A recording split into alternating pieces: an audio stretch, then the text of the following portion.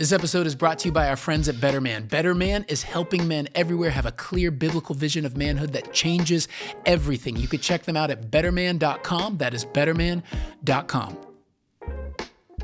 You want to punch me? Nope. All right. He asks me that quite frequently. Well, I don't know what that means. You got to let the I'm let like, the you want to stress punch out. me? Occasionally I do when it is related to like, you forgot something that made my life inconvenient and I get mad and you're like, do you want to punch me? This should all be part of the episode. Here we go. It's been recording. It doesn't matter. Oh, it matters. Oh, It gosh. matters. Oh. Who am I married to?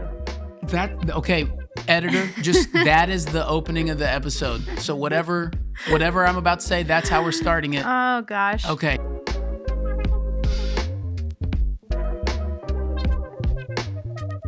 Welcome, everybody, back to Clearly. Jimmy. And Kelly. Oh, there we go. There you go. And you. I bet you didn't know you'd be here. We are so glad you have joined us. We are 4 episodes in to this crazy spin the wheel, find out the verse in real time. Last week, we had that was a thing. With head coverings. If you're curious about head coverings, we are too. And someone wrote in and told us to do that one. So we did that. So here we are spinning the wheel again. Yep. And we're going to find out a random passage. We may know it, we may not, but we're going to hopefully be able to figure it out with you. So Kelly, spin the wheel of destiny. I did it last time. Okay. Do You I did. get to? Yeah. Okay. It's fun. Make it a good sound, dear editor. If you're going to make sound, don't also make sounds. Hey, you know what, Kelly? If I want to dual sound it, Oh my gosh. I'm going to dual sound 20 it. what And number was that's that? number 24. Okay. Envelope. Here we go. Open. What's it going to be? So nervous. Ooh, numbers. Oh, boy. Chapter 25. You know, nothing says a drive time to work in the car quite like Numbers 25. So why don't we... Okay, as we're getting there, can I make a pitch for the book of Numbers? Ooh, yeah, Can sell I us do on that? Numbers. Give Because us the Numbers gets a bad rap because it's called numbers. And nobody wants to read about numbers. Oh, it just I don't know. feels like, and by the way, correct me if I'm wrong. I will. There is a original Hebrew name for this book called In the Wilderness. In the Wilderness, which is Which so is much a cooler. much It's like Into the better Woods. It sounds title. like a musical. And we get and we're numbers. So Come on, just branding. saying. Whoever branded these books. Oh gosh. The names Anyways. are not inspired. It's the It's the text. So But Numbers is a fail. It does begin and end with a census. So there's a reason it's called Numbers. There are a lot of numbers at the beginning and the end of the book. But I find it to be one of the most action-packed Old Testament books that we have. As you get into the middle of it, you're like, this is wild. And it's crazy. And I find it to be a great read. It was actually the first book when I had a chance to teach women's Bible study at my church years ago. I was like, oh, I want to do Numbers. That was And like that's my why first we don't have a women's ministry anymore. No, we it had a was good too run. long. It was too long for the amount of weeks we had. But, I love Numbers. It is a favorite. Okay, so anyway. shall I read it? Yeah. To orient verses all 1 of us. through 8 I know is all the of you request. have Numbers 25, 1 through 8 memorized, but I don't. So I'm going to read it, and we will just appreciate it. We're dropping into it together, people. Here we go. That's me on like a belay coming down. It's also apparently the sound for the spinner. It is. It's both of those things. It's me on a zip line belay thing, and it's me spinning stuff. While Israel remained at Shittim, it's very important you say that one right. The people began to play the harlot with the daughters of Moab. For they invited the people to the sacrifices of their gods, and the people ate and bowed down to their gods. So Israel joined themselves to Baal of Peor, and the Lord was angry against Israel. The Lord said to Moses, "Take all the leaders of the people and execute them in broad daylight before the Lord, so that the fierce anger of the Lord may turn away from Israel." So Moses said to the judges of Israel, "Each of you slay his men who have joined themselves to Baal of Peor." Then behold, one of the sons of Israel came and brought to his relatives a Midianite woman in the sight of Moses and in the sight of all the congregation of the sons of Israel, while they were weeping at the doorway of the tent of meeting. When Phineas, the son of Eleazar, the son of Aaron, the priest, saw it, he arose from the midst of the congregation and took a spear in his hand. And he went after the man of Israel into the tent and pierced both of them through, the man of Israel and the woman, through the body. So the plague on the sons of Israel was checked. Well, I think we could probably wrap it up there. It feels pretty self-explanatory, feels clear, certainly doesn't feel offensive. Yeah. I'm not offended. Wow. Let me see if I can re-say what just happened. Sometimes that's helpful. For me, that's a helpful Bible thing. It's like, in Hebrew. Not in Hebrew. No? Okay. Go ahead. Just for me, like when I first read something and I'm like, wait a minute, what's happened? What happened? What's going on? I force myself to go, can I re-say it? Can I retell it? And that usually I usually have to read it a few more times. But good counsel. File that away, kids. That's good. I mean, it's usually not till like the third time I read something that I'm first able to go, oh, okay. Here are the people in the story. Here's what's happening. Yep. So Israel is, at Shittim, a particular place. Say it right. And there's idolatry happening with people in Moab. So there's a god, Baal, and Israel has joined the languages, adultery language, right? They're worshiping a false god. And so God tells the people to kill, execute those who have been worshiping this false god. And apparently, there's a mention of weeping, right? Apparently, maybe as that's happening, when that's happening, that an Israelite brings home a foreign woman who is part of the party who brought them to this god in the first place. And the grandson of Aaron takes a spear and goes after them.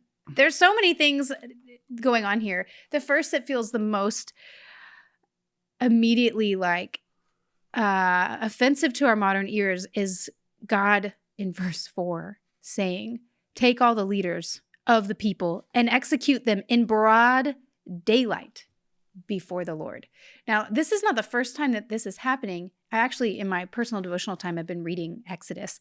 And if you will remember the calf moment where the Israelites are first set free from Egypt and they have just met God on, at the mountain. Moses is gone and they're worshiping this golden calf. There's a very similar moment that God commands the execution of people who were worshiping. And it says every man to kill his, I don't think it says kill his brother, but it's kind of this language. And I told Jimmy actually after reading that recently, it's just so interesting. God is very obviously pro-family, but he's so pro you worshiping him that he does not care in some ways about the disruption of familial things to make sure you're joined to him. Yeah. Is that a fair statement? And this is a moment where it's like, they're killing their own people. It's like, yes, they are. Yeah. God has commanded that. And it's like, wow, I gotta. Yeah. And this is, so maybe we can pull the car over for a second and just say this. When you're studying the Bible, you're going to, if you're going to take the Bible seriously, you're bound to come across passages that are disruptive to your way of thinking, your value system. And I would just really encourage you. This is where a lot of people shut the Bible. And they go, I'm just going to head back on over to Psalm 23. Right. And I'm saying don't do that. Good Bible study should produce tensions in your insides. Mm-hmm. So here's a better practice. You should have something to write with and something to write on anytime you're like actually studying the Bible. And this is a practice I started early on. I was a junior in high school when I started doing this. I just started creating a database of things I'm bothered by in the text. What bothers me? What a great question for you to ask yourself as you're studying. What here is disruptive to my way of thinking, my values, and then for you to write it down, because every good Bible study should lead you to begin to conform your worldview to God's worldview. And when you identify what bothers you, you're identifying potentially where your worldview doesn't align with his. And, Yeah. and it, now you have a chance to get really curious and investigative about those things, so that maybe on the other side of it, you can, instead of punting on the Bible or punting on the God of the Old Testament or whatever, you can go, oh, I now am beginning to see life through his glasses, not my own. And that is one of the main things we are to be about as Christians. We're to be conformed to God's view of the world, not our own. So as you're reading, you might write down what Kelly said, that, okay, so in this, at least in this Old Testament economy, it was not criminal for executions to take place like this. Why is that? Feels God executing people. That feels weird to me. I'm writing that down, right? I thought he was a God of love. I didn't know he did that. And now at least, we're not going to solve all your problems today, but at least you can identify, ooh, that's something I need to come back to and ask some good probing questions about. Yeah? Yeah. And I think what gives us permission and encouragement to do that is the cross. I mean, we know that God is for people that he loves. He so loved the world that he gave his only son. There's a whole chapter in Isaiah talking about the crushing destruction coming to Jesus, right? Isaiah 53, where it says it pleased God to crush him. It's like, what? For the sake of people like us, to save us. So it's like that helps me to just hang a banner over all of the passages that I read and go, I know God is for us, humanity. He is for me.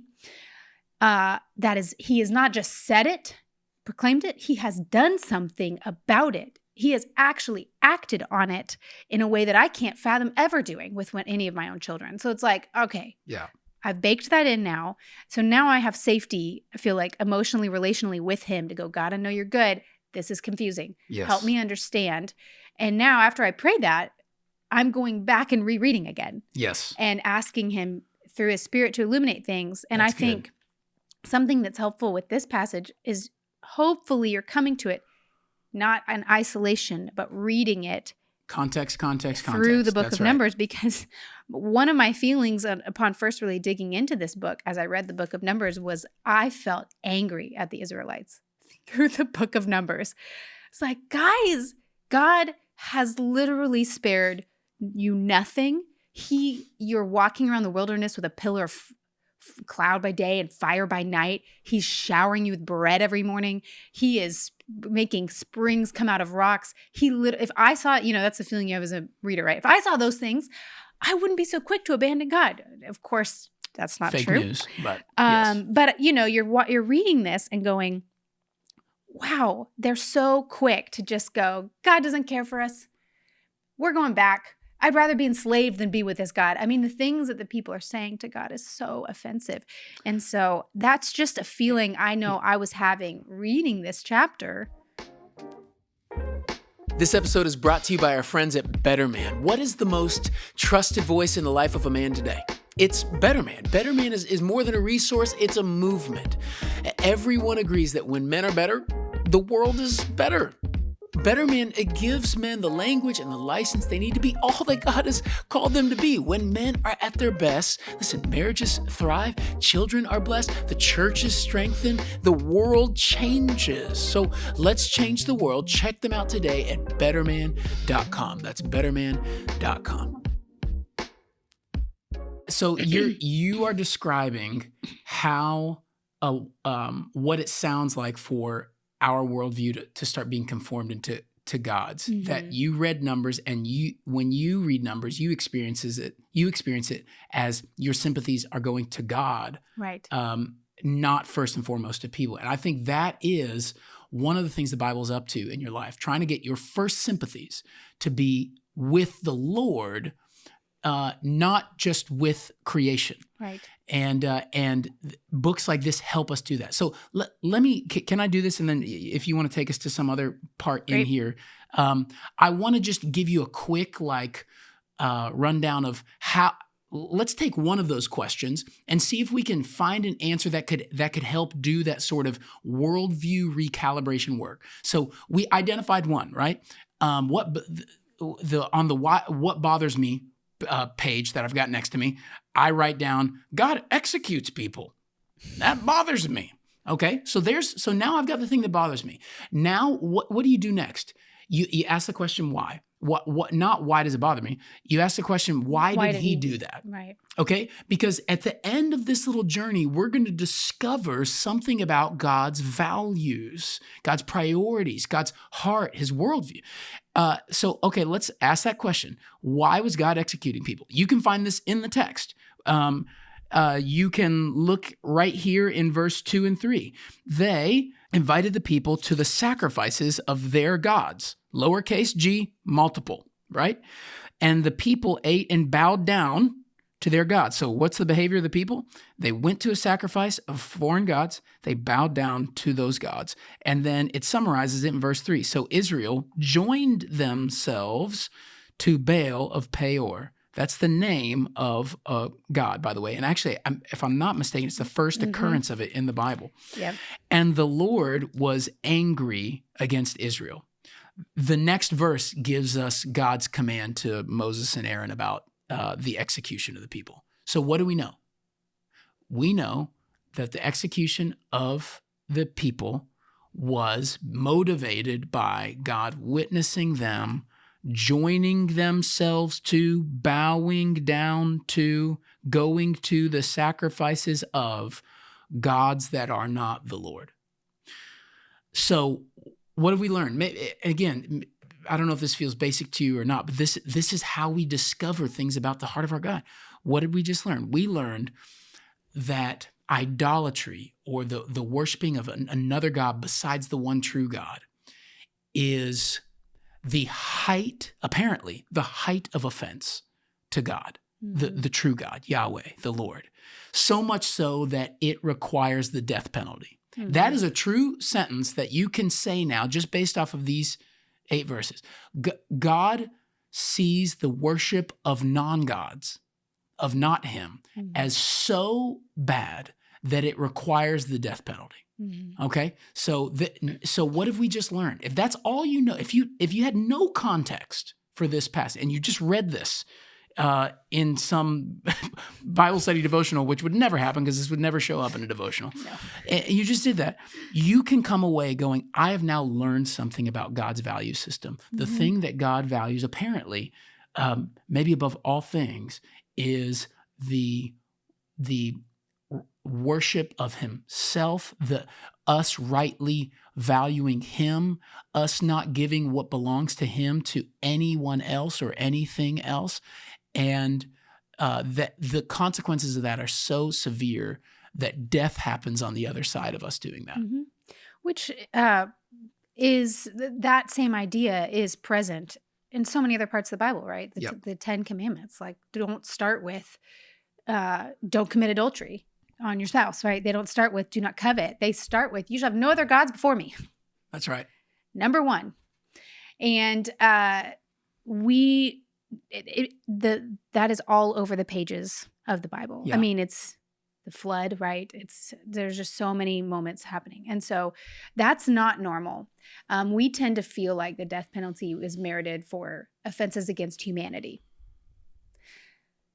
If we feel like that, right? But that's where that impulse in us comes up, is the worst offenders against the most vulnerable in our in humanity is where we start to feel enough anger to go, yes, put them away in prison for life, or do that. But God looks and says, no, I feel that toward myself and my relationship with you. And I think what you see if you read the whole Bible is that's because he's our only hope for survival. I mean, it is because he deserves to be the center of the universe, because he is, but that's also good for us. Yes. It is a good thing for us.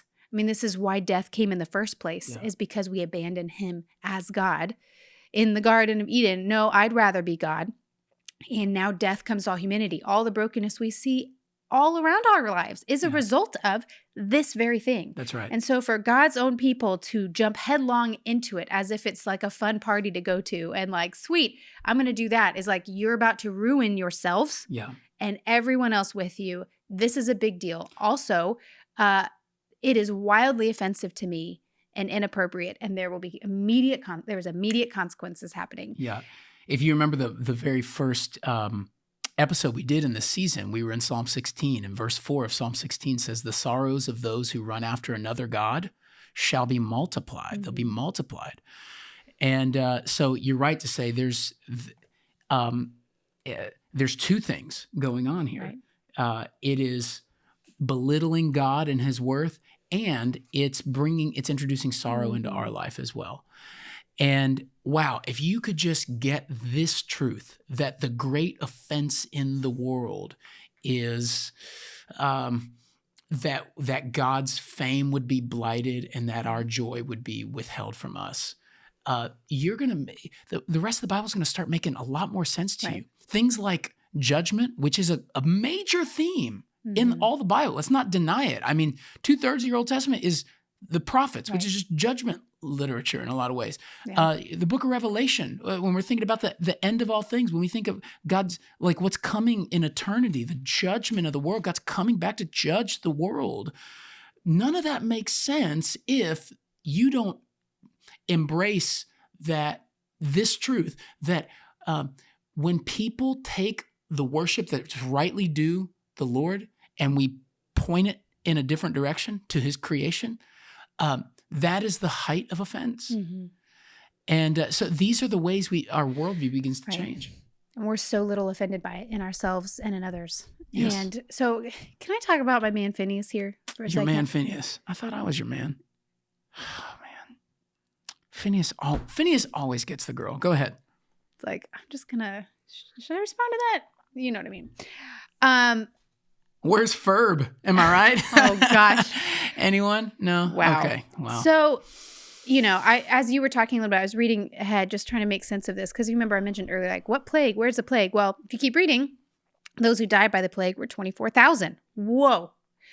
So now, as I'm reading this, I'm starting to make sense of it. Okay, so we're not clued into when the plague started and whatever the plague was. But apparently, and I wonder if it's coming when it says...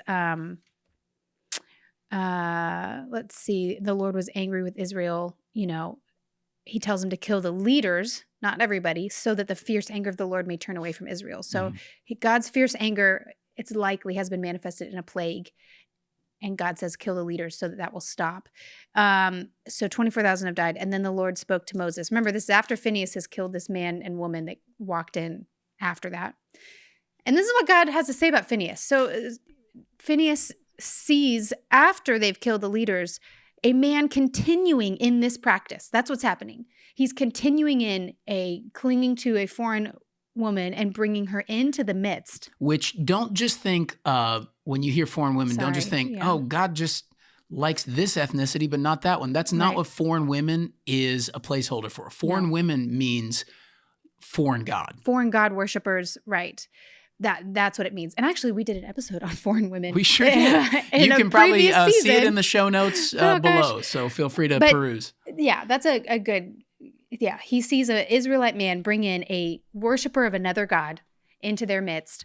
And Phineas sees it and takes a spear and kills them both. Without God asking him, without God prompting him, he is so bothered by it, he just jumps up and does it. And here's what God says about him. I just think it's wild. Then the Lord spoke to Moses, saying, this is verse 11, Phineas, the son of Eleazar, the son of Aaron the priest, has turned away my wrath from the sons of Israel, in that he was jealous with my jealousy among them, so that I did not destroy the sons of Israel in my jealousy.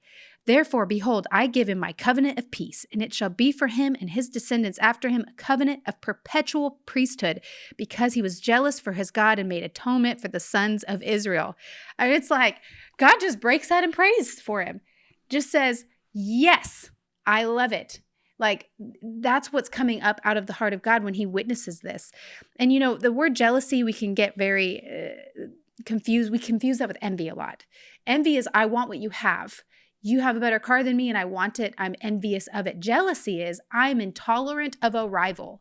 Ooh. There is jealousy in our marriage, healthily, right? If a man approached me and asked me out on a date, hopefully Jimmy would have a healthy jealousy to go, no, I won't endure a rival to my place in my wife's life. And if he had a nice car, it could be envy too. I could maybe want his car and feel jealous of that request at the same time. Two things can be true at once, people. So, yes, jealousy is healthy in certain relationships where you belong to each other. In marriage, it's a healthy manifestation of love for one another. And in God's relationship with his people, there is jealousy, and it is appropriate and good. God has no tolerance for a rival God in his people's life. I am your one God.